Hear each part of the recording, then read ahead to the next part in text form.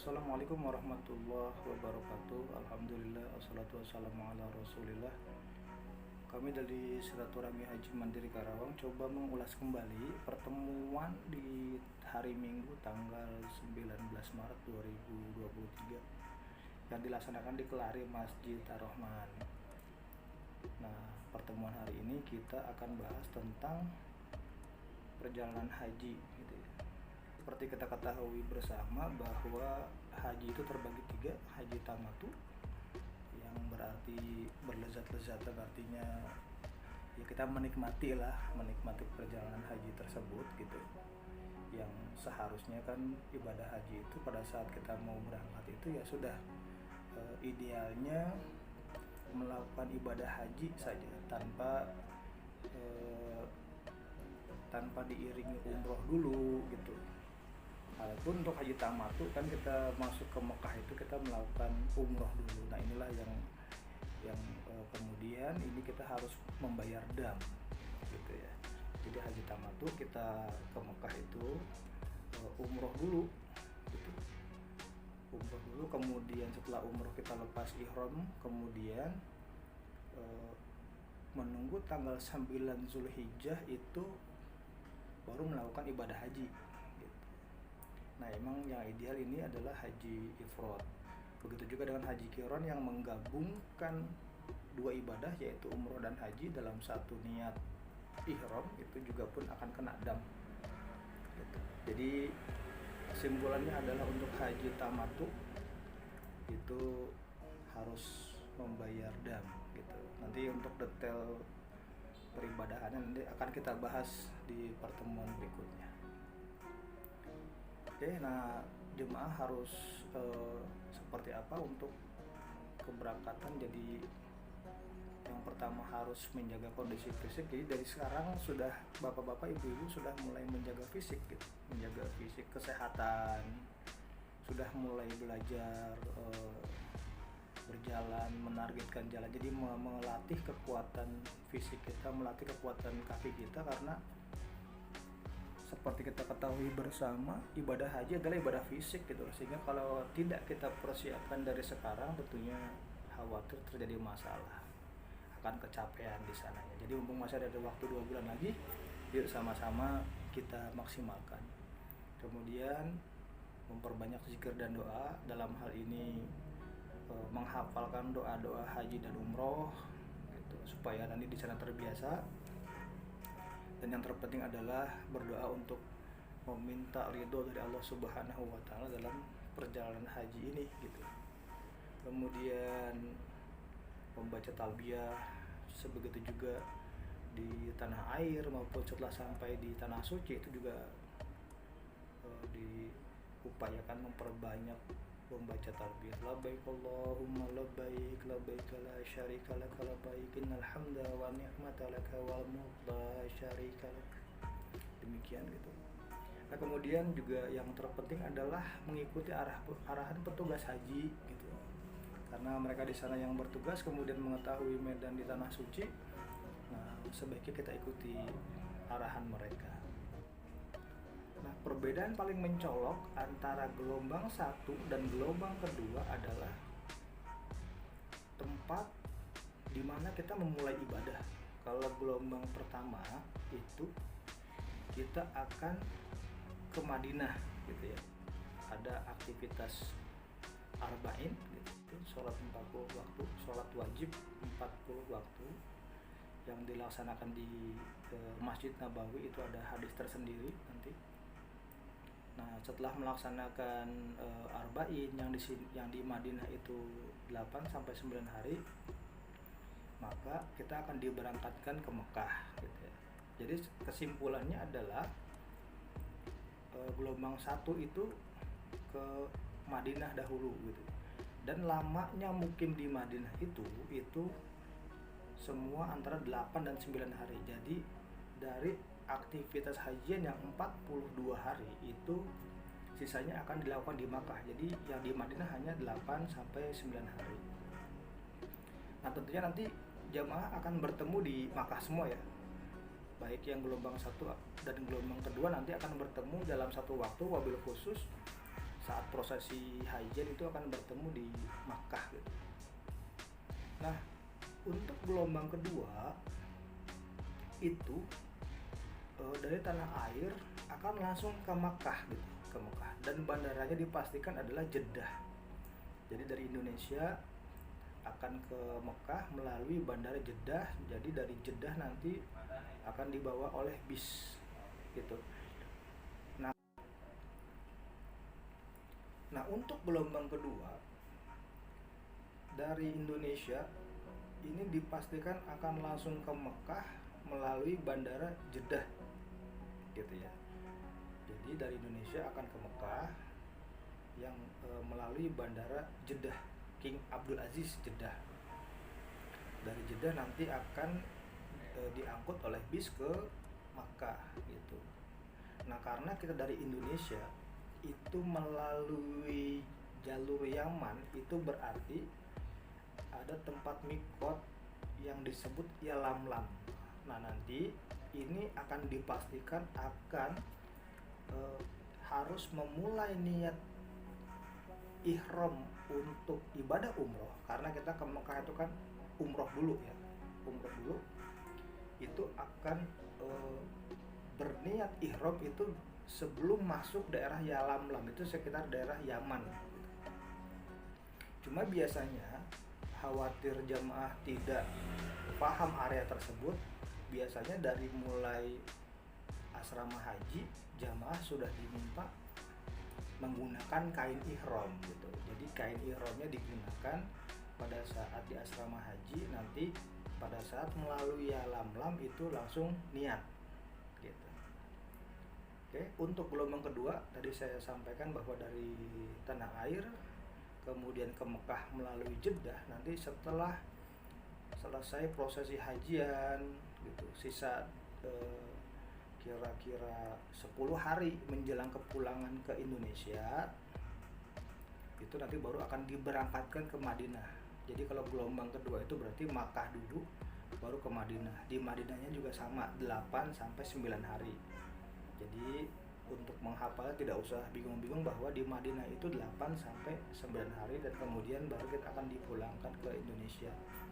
Jadi perbedaan yang sangat mencolok adalah gelombang 1 itu ke Madinah dahulu baru ke Mekah, sedangkan gelombang kedua itu ke Mekah dulu baru kemudian ke Madinah. Untuk nanti ada yang mau dipertanyakan silahkan nanti masuk di kolom komentar. Oke, nah kemudian ini tadi penjabaran dari detail perjalanan haji. Ini kalau kita lihat di sini tanggal 23 Mei ya tahun 2023 ini jamaah sudah ada yang masuk asrama haji. Ini pasti kloter pertama gitu ya, sudah masuk ke asrama haji di tanggal 23 Mei 2023.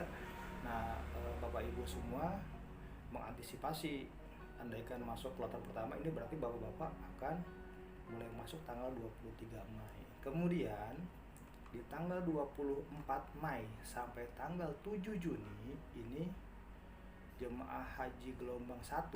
Nah, tadi yang saya bilang ke Madinah dulu itu mulai diberangkatkan gitu. Kemudian tanggal 2 sampai tanggal 16 Juni 2023 jemaah haji gelombang 1 berangkat dari Madinah ke Mekah. Nah, ini sudah ada yang diberangkatkan ke Mekah dari Madinah mulai tanggal 2 Juni. Kemudian jamaah haji yang gelombang kedua ini baru diberangkatkan itu tanggal 8 sampai tanggal 22 Juni. Jadi sudah mulai ada yang berangkat di sini. Tanggal 8 sampai tanggal 8 Juni sudah ada yang mulai diberangkatkan dari tanah air untuk yang gelombang kedua. Nah, kemudian tanggal 22 Juni 2023 ini sudah penutupan di Bandara King Abdul Aziz, sudah ditutup. Jadi semua penerbangan ditutup. Sehingga harus dipastikan semua jamaah harus sudah yang dari Indonesia harus sudah masuk semua ke Arab Saudi melalui Bandara King Abdul Aziz. Nah, kemudian tanggal 8 Zulhijjah ini bertepatan dengan tanggal 26 Juni 2023, jamaah sudah ada yang mulai diberangkatkan menuju Arafah. Jadi ada yang nyicil gitu ya, dicicil dulu supaya tidak terjadi kredit pada saat pemberangkatannya. Nah, kemudian tanggal 27 Juni wukuf, kemudian tanggal 28 Juni Idul Adha. Ini berarti bertepatan posisi kita ada di Mina gitu ya. Tanggal 9 wukuf di Arafah, kemudian ba'da maghrib, yang itu berarti perpindahan waktu dari tanggal 9 ke tanggal 10 Zulhijjah gitu. Itu kita mulai berangkat dari Arafah ke Musdalifah gitu ya. Dari ba'da maghrib, di ba'da maghrib perpindahan antara tanggal 9 dan tanggal 10 Zulhijjah ini jamaah sudah mulai diberangkatkan dari Arafah ke Musdalifah. Cuma tentunya ini teknis ya Bapak Ibu, teknis karena terkait dengan bis, maka memungkinkan ada jamaah yang tidak diberangkatkan habis maghrib. Bisa jadi nanti mundur waktunya, bisa jadi jam 10 malam kah gitu, bisa jadi. Nah, kemudian di sini dijelaskan tanggal 28 Juni Idul Adha ini bertepatan dengan kita di Mina. Ya, bertepatan kita di Mina berarti sedang melakukan prosesi lontar jumroh Aqobah gitu ya. Lontar jumroh Aqobah di tanggal 28 Juni atau bertepatan dengan 10 Zulhijjah. Setelah lontar jumroh Aqobah, maka kita melaksanakan tahallul awal. Kemudian sudah boleh lepas ihram gitu, tinggal nanti kita menunggu tanggal 11 Zulhijjah itu kita harus melontar jumroh lagi. Lontar jumroh yang kita lakukan adalah jumroh ula, wusta, Aqobah di tanggal 11. Tanggal 12 juga pun melaksanakan jumroh ula, wusta, Aqobah gitu. Nah, bagi Bapak Ibu yang mengambil nafar awal, itu berarti tanggal 12 Zulhijjah sudah dianggap selesai prosesi di Mina dan boleh langsung ke Masjidil Haram untuk melakukan tawaf ifadah. Tapi bagi Bapak Ibu yang mengambil nafar sani, itu berarti harus melontar jumroh lagi di tanggal 13 Zulhijjah sama, yaitu ula, wusta, Aqobah. Itu Bapak Ibu demikian. Kemudian ini tanggal 4 sampai tanggal 18 Juli 2023 atau bertepatan dengan tanggal 16 sampai tanggal 30 Zulhijjah, ini sudah mulai pemulangan jemaah haji dari gelombang 1 gitu ya. Jadi tadi yang gelombang 1 dari Madinah dulu, kemudian ke Mekah, dari Mekah beliau langsung dipulangkan. Oke, kemudian jemaah haji gelombang kedua itu mulai diberangkatkan dari Mekah ke Madinah sekitar tanggal 10 sampai 24 Juli. Nah, di sini terlihat. Kemudian tahun baru Hijrah ini tanggal 19 Juli, berarti untuk gelombang kedua kemungkinan masih ada di Tanah Suci. Nah, mulai dipulangkan gelombang 2 itu tanggal 19 Juli sampai tanggal 2 Agustus, bertepatan dengan tanggal 1 Muharram sampai dengan tanggal 15 Muharram. Nah, kemudian paling akhir kedatangannya itu di sini tercatat yang gelombang kedua adalah tanggal 3 Agustus atau bertepatan dengan tanggal 16 Muharram. Jadi sudah selesai itu jemaah haji Indonesia pulang ke tanah air. Oke, kemudian nah ini tadi detailnya, detail dari gambar tadi tanggal 3 Zulhijjah jemaah masuk asrama haji dan seterusnya. Ini bisa dilihat di sini tanggal 24. Jadi aktivitas kita nanti akan pasti bertemu itu di tanggal 9 Zulhijjah pada saat hajian ini, baik gelombang 1 dan gelombang kedua ini dipastikan akan bertemu. Biasanya itu kira-kira 1 minggu sebelum haji itu satu minggu sebelum prosesi hajian dan 1 minggu sesudah haji setelah wukuf itu biasanya masih berkumpul semuanya para jamaah di Makkah. Jadi memungkinkan jamaah gelombang 1 dan gelombang kedua itu bertemu. Demikian. Nah, kemudian sama ini juga tadi penjelasan yang tadi tentang kepulangan, detailnya saja ini tidak perlu saya bacakan lagi. Oke, kemudian nah ini jarak kota ya, jarak untuk pengetahuan kita saja ini dari Jeddah gitu. Dari Jeddah ke Madinah kira-kira jaraknya 418 km.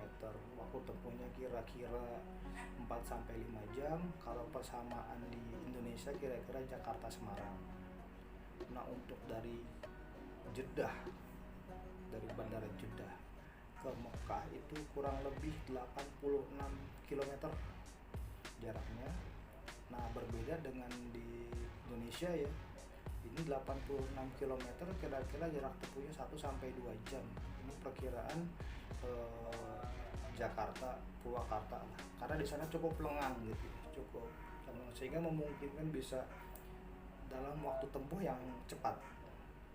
Oke, kemudian dari Madinah ke Mekah ini jaraknya 453 km. Jadi perkiraan 4-5 jam. Jadi jaraknya sama kira-kira Jakarta Semarang. Jadi kalau kita lihat ini dari petanya bisa terlihat nih dari Madinah ya. Dari Madinah kemudian ini Jeddah gitu, bandara kita. Nah, ini Mekah. Jadi memang begitu jauh.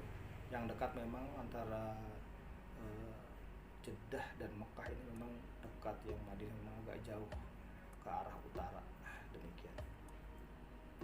Nah, ini adalah tempat prosesi pelaksanaan ibadah haji gitu, di mana jarak antara Masjidil Haram, nah ini daerah Masjidil Haram, ke Arafah.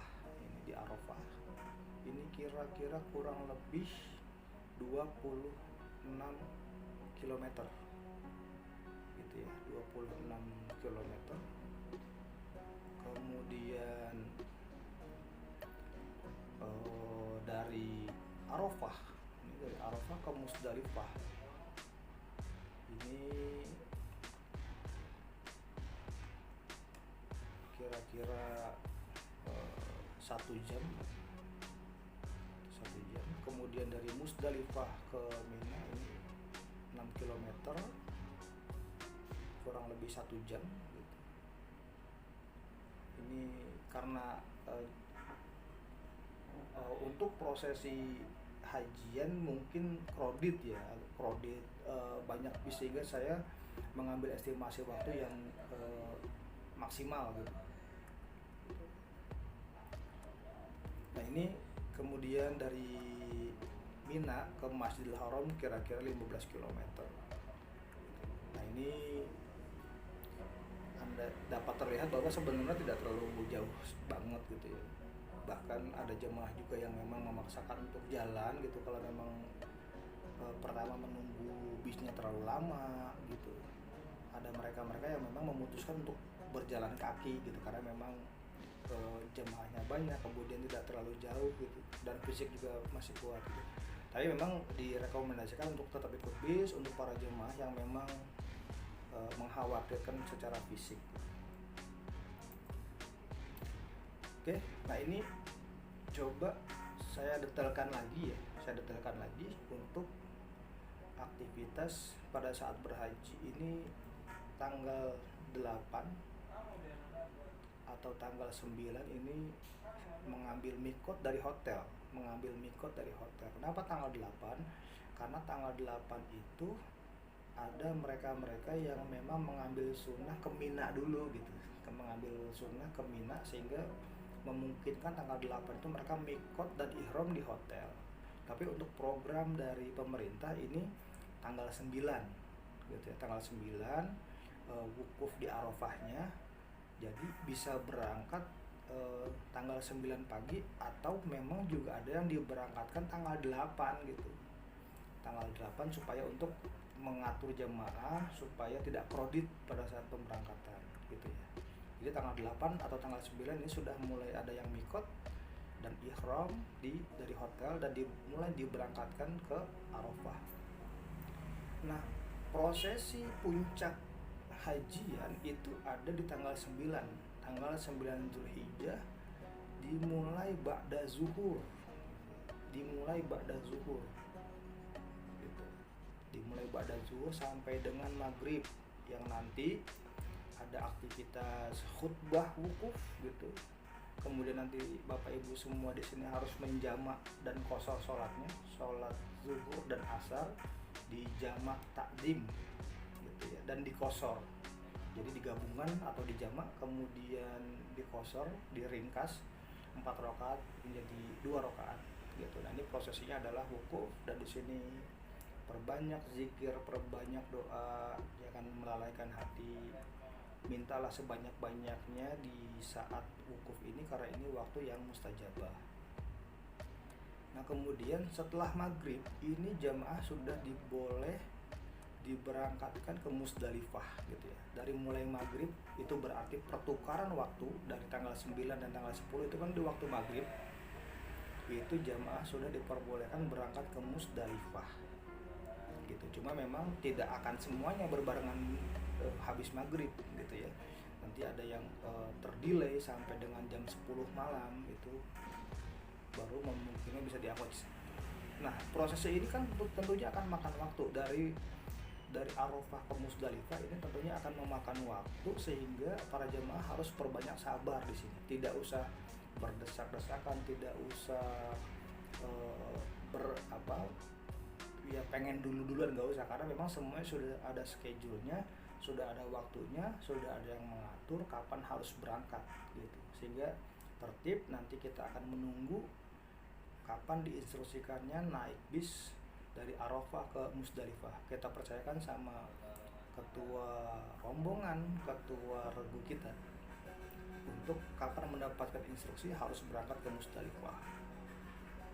Nah, kemudian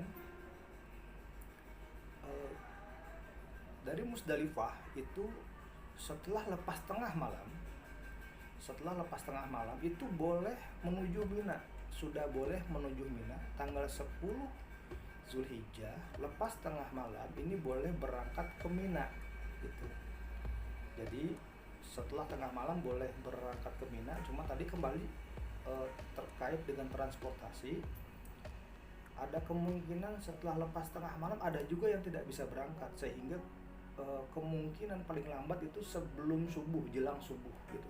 Mungkin ada juga yang baru setelah subuh itu baru bisa diberangkatkan ke Mina gitu.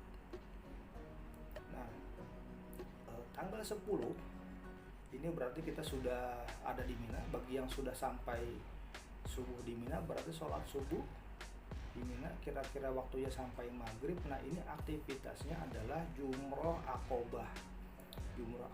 Sama di sini pun juga jumroh akobah, kita tidak boleh berinisiatif untuk mengambil waktu sendiri, tidak boleh berangkat sendiri. Ini menunggu rombongan karena memang terkait dengan padatnya jamaah di Mina. Ini kira-kira waktu yang diperbolehkan untuk jamaah haji Indonesia mengambil jumroh akobah kira-kira itu jam 10 pagi gitu. Jam 10 pagi sudah mulai jumroh akobah. Nah, setelah jumroh akobah kita kembali ke tenda untuk melaksanakan tahalul awal. Nah, tahalul awal dari mulai inilah kita boleh melepas ihram kita gitu. Sudah melepas ihram itu berarti larangan-larangan ihram sudah tidak berlaku untuk kita bagi yang sudah tahalul dan melepaskan kain ihram. Tapi belum berarti boleh melakukan segala sesuatu. Sebelum prosesi hajian selesai itu belum boleh berhubungan suami istri. Oke. Nah, kemudian kita masih bermalam di Mina. Kemudian besoknya tanggal 11 aktivitas kita adalah jumroh ula wusta akobah gitu ya. Jumroh ula wusta akobah. Saya ingatkan kembali, berbeda dengan tanggal 10. Tanggal 10 hanya jumrah akobah saja. Untuk tanggal 11 jumrah ula, wusto, akobah gitu ya.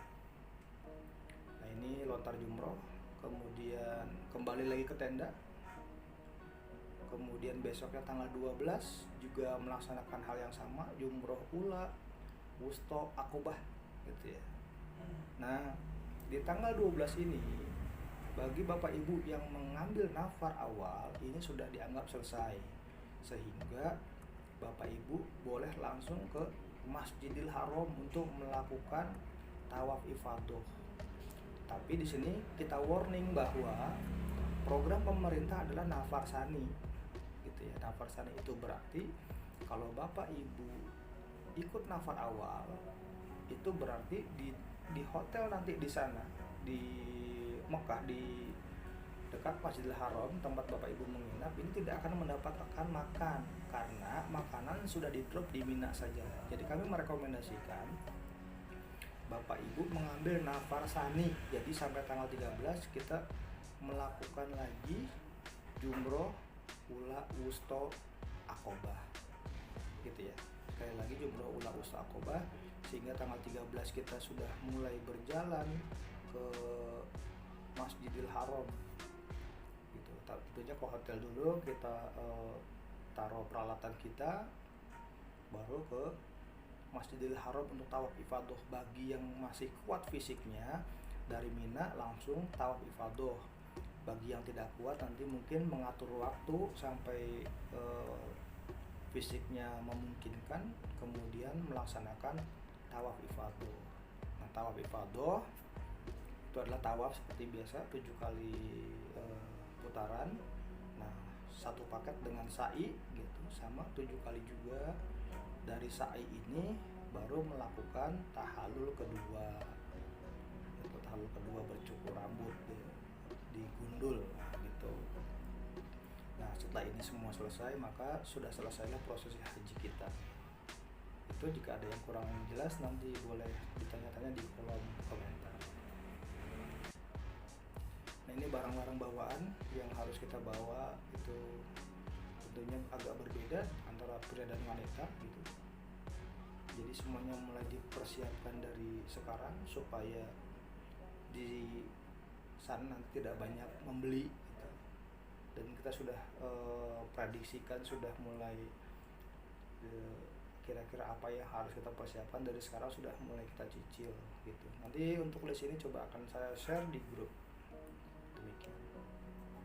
Mungkin itu saja Bapak Ibu sekalian, semoga bermanfaat dan saling mendoakan. Semoga Allah memudahkan langkah ibadah haji kita, Allah tolong ibadah haji kita, sehingga Allah menjadikan kita haji yang mabrur.